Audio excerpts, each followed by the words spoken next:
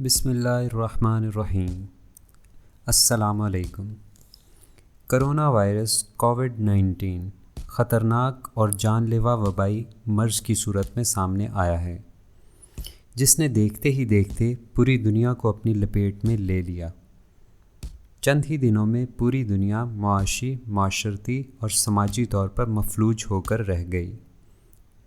ایسا مانا جا رہا ہے کہ 9/11 اور 2008 کے عالمی مالی بحران کی طرح کرونا وائرس عالمی سوسائٹی کی شکل پوری طرح سے تبدیل کر کے رکھ دے گا۔ آئیے کرونا وائرس کی حقیقت جاننے کی کوشش کرتے ہیں، اس پر کچھ سوالات اٹھاتے ہیں اور اس کے متعلق قائم کچھ نظریات کو زیر بحث لاتے ہیں۔ ہم اس حقیقت کو نظر انداز نہیں کر سکتے کہ غیر سرکاری اور بالواسطہ طور پر چین اور امریکہ ایک دوسرے پر الزام لگاتے رہے ہیں کہ در حقیقت کرونا وائرس کو بائیو وارفیئر ویپن کے طور پر آزمایا گیا ہے۔ ایک مشہور انگریزی مصنف ڈیوڈ آئک 90 کی دہائی سے ایک نظریے پر زور دے رہا ہے۔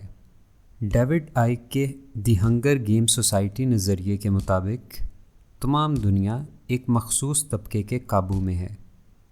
یہ طبقہ ان چند با اثر ممالک میں پھیلا ہوا ہے جو پوری دنیا کی معاشی اور معاشرتی سمت کا تعین کرتے ہیں۔ ان کی جڑیں دنیا کے تمام ممالک میں پھیلی ہوئی ہیں۔ تمام عالمی تنظیمیں کسی نہ کسی حد تک ان کے زیر اثر ہیں۔ یہ طبقہ ایک ایسی عالمی ریاست تشکیل دینا چاہتا ہے جس میں مٹھی بھر لوگ بقیہ عوام الناس پر ہمیشہ اپنی مرضی اور حکم چلا سکیں۔ کوئی بھی اس عالمی ریاست کے ڈھانچے کو سمجھنے کے لیے ایک واضح تصویر کی شکل بنا سکتا ہے۔ یہ اہرام یا پیرامڈ کی تصویر بنتی ہے۔ اس اہرام کے 3 حصے ہیں۔ اہرام کے سب سے اوپر والے حصے میں چند ایک گنے چنے انتہائی مالدار اور دولت مند لوگ موجود ہیں۔ اس طبقے کو ڈیوڈ نے 1% کا نام دیا ہے۔ اسی طرح سے اہرام کے سب سے نچلے حصے میں بقیہ انسانی آبادی کا وہ حصہ ہے جس کا دارومدار اور انحصار سب سے اوپر والے 1% پر ہوتا ہے۔ اہرام کے درمیانی حصے میں بے رحم ریاستیں موجود ہیں جو فوج، پولیس، ماہرین، بیوروکریٹس، سائنسدان، انجینئرز اور ٹیکنوکریٹس پر مشتمل ہوتی ہیں، جن کا کام سب سے نچلے حصے کی انسانی آبادی کو اوپر والے 1% کے تسلط اور اثر میں رکھنا ہوتا ہے۔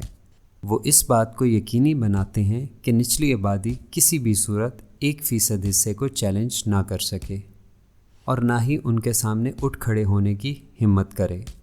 1% طبقے کے کام کرنے کے طریقہ کار کو سمجھنے کی کوشش کرنا بہت ضروری ہے۔ یہ پہلے خود ہی خفیہ طور پر کوئی مسئلہ پیدا کر کے اس کا حل نکال لیا کرتے ہیں، پھر اس مسئلے کو عوام الناس کے بیچ کھڑا کر دیا جاتا ہے۔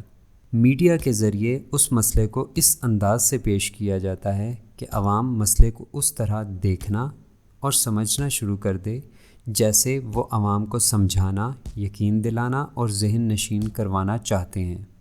اس کے بعد مسئلے کو لے کر عوام کے رد عمل اور غم و غصے کا انتظار کیا جاتا ہے، یہاں تک کہ عوام بے چین ہو کر اس مسئلے کے حل کے لیے کچھ نہ کچھ کرنے کا مطالبہ کر ڈالے، یا کم از کم عوام کا ذہن بنا دیا جائے کہ درپیش مسئلے کا واحد حل تبدیلی ہے اور اس مسئلے کے حل کے لیے تبدیلی اتنی ناگزیر ہے کہ اسے کرنا ضروری ہے۔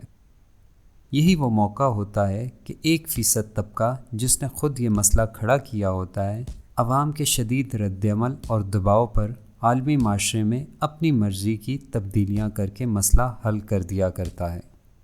اس وقت 1% طبقہ ڈیجیٹل کیش لیس سوسائٹی اور اسی کو واحد عالمی کرنسی بنانا چاہتا ہے۔ 1% طبقے کو کرونا وائرس وہ سب کچھ کرنے کے لیے جو وہ چاہتے ہیں ایک اچھا عذر فراہم کر رہا ہے۔ چھوٹے کاروبار، درمیانے اور خاندانی کاروبار اور اسی طرح دھاڑی دار طبقہ تباہ و برباد ہو رہے ہیں، اور حالات موزوں ہونے پر جب وہ اپنے پاؤں پر دوبارہ کھڑا ہونے کی کوشش کر رہے ہوں گے، اس وقت تک ایمیزون اور ای بے جیسی بڑی بڑی کمپنیاں بے حد منافع کما چکی ہوں گی۔